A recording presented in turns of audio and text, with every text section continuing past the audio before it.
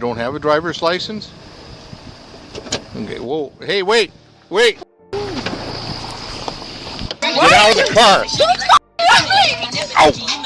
Get out of the car, you're going to be tased. Get out of the car.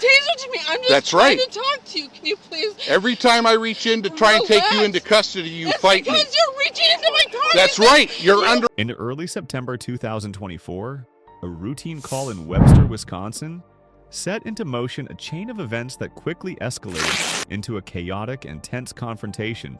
I'm just on the back row. What? What's up? What's up? You took off on me. What do you mean took off? Between a sergeant with the St. Croix Tribal Police and a 29-year-old woman. The sergeant was already en route to an alarm call when he first spotted the vehicle. It was parked on the shoulder with its hazard lights flashing. At the time, nothing about it screamed emergency. Just another roadside situation. Pressed to get to the alarm, he continued on his way, clearing the original call without incident. Please stop. Get out of the car, ma'am. I'm the only person that's here for me. I am the only person on this earth for me. On his return trip, he found the same car in the exact same position, flashers still blinking into the early hours. This time, he decided to stop and check on the driver. What he expected to be a quick welfare check was about to turn into something far more complicated. Inside the driver's seat, the officer found a young woman slumped over. Concerned for her safety, he knocked on the window and tried to engage her in conversation. At first, the exchange was simple enough. He asked if she was okay, why she was parked there, and requested her driver's license. That was when the situation took a sharp turn. She admitted she didn't have a license. Moments later, without warning, she started her car and drove away. On you? You don't have a driver's license? Okay, whoa. Hey, wait! Wait! It wasn't a high-speed chase, more like an attempt to casually roll out of the encounter. But to the officer, it was still a clear failure to yield.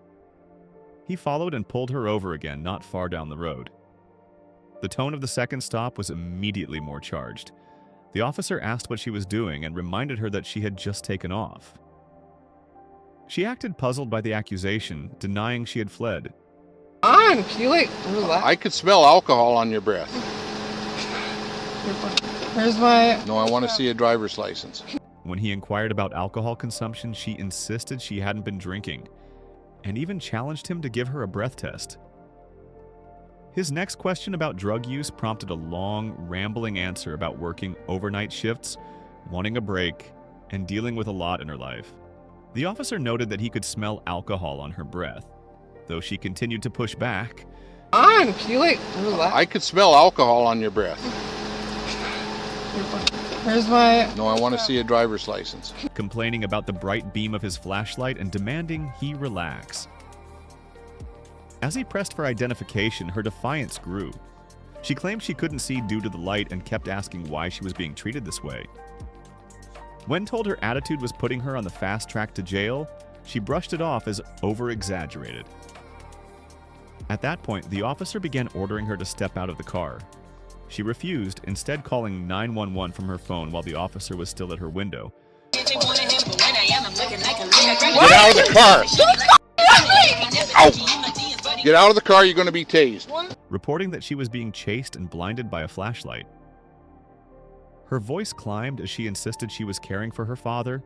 Get out of the car, ma'am. I'm trying to take care of my dad. My dad. Ma'am, get out of the car. I'm trying to take care of my dad. My dad. Get out of the car. And begged dispatch to send backup. The officer, meanwhile, continued issuing repeated firm commands to get out of the car, warning her multiple times that she was under arrest and that if she didn't comply, she would be tased. She stayed put, arguing, talking over him, and asking for explanations he felt he had already given.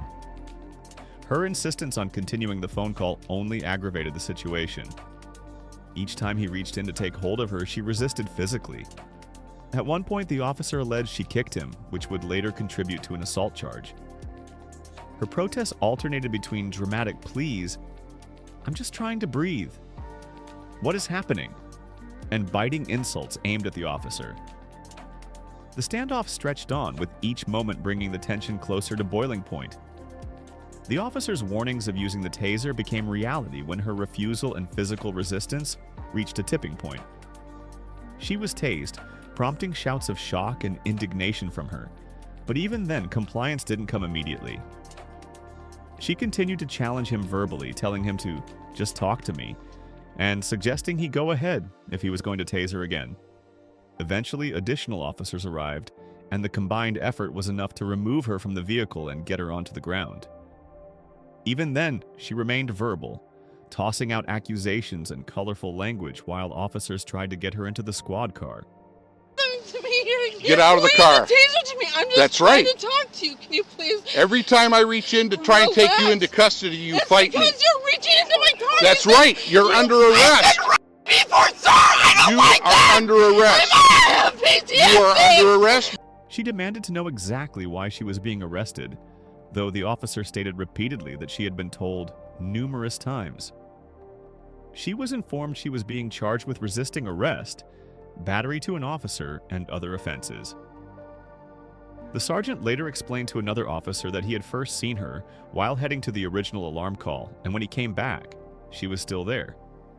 He said she drove away as soon as he asked for her license, prompting him to initiate the second stop.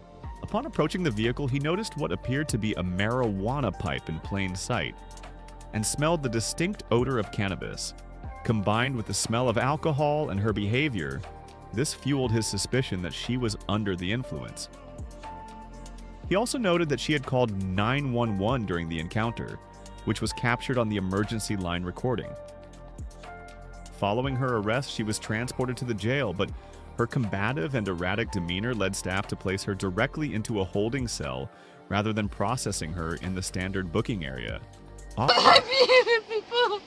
I'm trying to chill. I'm so fucking people. Okay, get in the car. Put your legs in the car. You're under arrest for resisting. Come on. Well, she's Officers remarked afterward that she had been physically resistant from the beginning, and that getting her out of the car had been a struggle.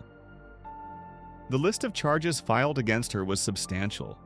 She faced a felony count of battery or threat to a law enforcement officer, felony fleeing or eluding an officer, and multiple misdemeanor counts including failure to comply, resisting or obstructing an officer, possession of THC, and possession of drug paraphernalia. Initially, her bail was set at $500 cash. 5 months later in court, she entered a guilty plea to a single charge of resisting and failing to stop. The remaining charges were dismissed, but read into the record, meaning they could still be considered during sentencing. Her penalty was relatively light compared to the original list of accusations: $500 in fines, fees, and court costs.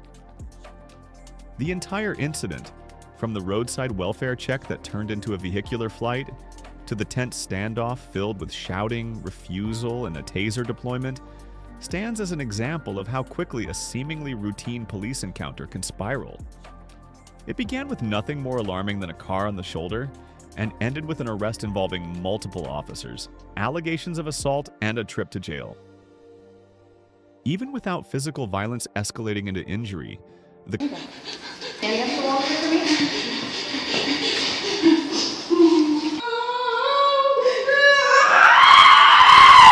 clash between the woman's persistent defiance and the officer's insistence on control created a charged environment. The recorded interaction captured the collision of two entirely different mindsets: one officer determined to follow procedure, and one driver equally determined to resist it. The final outcome, a pared-down conviction, was a far cry from the lengthy charge sheet drawn up that September night. Yet for everyone involved, the sergeant, backup officers, jail staff, and the driver herself, it was an incident not soon forgotten, shaped as much by the stubborn standoff as by the flashing lights on that Wisconsin roadside. And that wraps up today's wild roadside encounter. What started as a simple welfare check turned into a full-on standoff, complete with refusals, tasers, and a long list of charges that didn't quite stick in the end. If you enjoyed this breakdown and want to see more real-life incidents, police encounters, and in-depth analysis, make sure to hit that like button, drop a comment to share your thoughts, and subscribe so you don't miss the next upload. Thanks for watching, and I'll see you in the next one.